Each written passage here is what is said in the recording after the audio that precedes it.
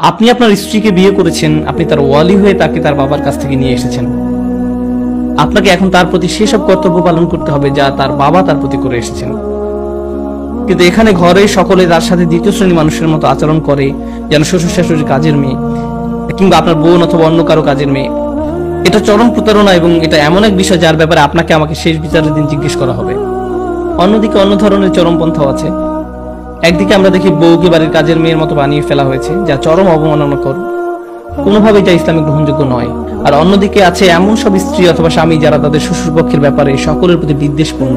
তাদের কারোর সাথে আমি সম্পর্ক রাখতে চাই না, তাদের মুখও দেখতে চাই না, আমি চাই না তারা আমাদের বাসায় আসুক, আমি চাই না তুমি তোমার মায়ের বাসায় যাও, তার সাথে কথা বলো, আমি তাকে ঘৃণা করি, আমি তাকে সহ্য করতে পারি না, ইত্যাদি ইত্যাদি। এভাবে অত্যাধিক দূরত্ব সৃষ্টি করেন আপনি আপনার স্বামীর পরিবার থেকে। এটাও এক ধরনের চরমপন্থা। তারা আপনার স্বামীর অভিভাবক, তাদের অধিকার আছে আপনার স্বামীর উপর। তারা যেন তাদের নাতি নাতনিকে দেখতে আসতে পারে, তারা যেন আপনার বাসায় ঝগড়া সৃষ্টি হবে এমন দুশ্চিন্তা করা ছাড়াই আসতে পারে, অথবা তাদের উপস্থিতিতে আপনি যেন তাদের সামনে স্পষ্ট অসন্তোষ প্রকাশ না করে বসেন। তো এতে আপনি আপনার দিক থেকে অত্যাচার করছেন আপনার স্বামীর উপর। কারণ তার প্রতি ভালোবাসার প্রতীক হিসাবেও আপনার অন্তত তার পরিবারের সাথে সৌজন্যমূলক আচরণ করা উচিত, ভদ্রতা এবং শ্রদ্ধা করা উচিত। আপনার স্বামী আপনার উপর তা চাপিয়ে দিতে পারেন না, কিন্তু এই আচরণ তো আপনার নিজ থেকে আসা উচিত। এই সৌজন্যমূলক আচরণগুলো তো সব মুসলিমই অন্য মুসলিমের প্রতি করে থাকে। যারা একই পরিবারের অংশ হয়ে গিয়েছে তাদের কথা না হয় নাই বললাম।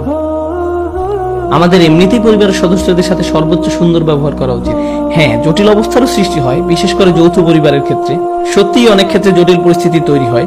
অন্য অনেক কালচারের মধ্যে, বিশেষ করে দেশি কালচারে, আমরা সকলে মিলে এক ছাদের নিচে থাকার গুরুত্ব আরোপ করি। আর পরিবারের খরচপাতি বাবা মা পরিচালনা করেন।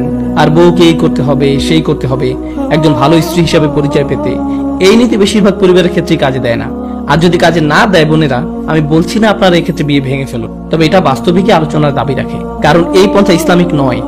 যদিও আপনারা পুরো পরিবার মিলে এই সিদ্ধান্ত নিয়েছেন, এই সিদ্ধান্তকে ইসলামের আড়ালে লুকিয়ে রেখে ভাববেন না যে ইসলাম আপনার কাছে এটাই চায়। ইসলাম আপনার কাছে এমন কিছু প্রত্যাশা করেনি, এটা আপনার পরিবার চেয়েছে। কিছু ব্যাপারে আপনাকে পরিবারের সকলের সঙ্গে নিয়ে সিদ্ধান্ত গ্রহণ করতে হবে। সুম্মা লা তুসআলুনা ইয়াওমাইযিন আনিন নাঈম। তোমরা যেসব নিয়ামত ভোগ করো সেই ব্যাপারে তোমাদের জিজ্ঞাসা করা হবে।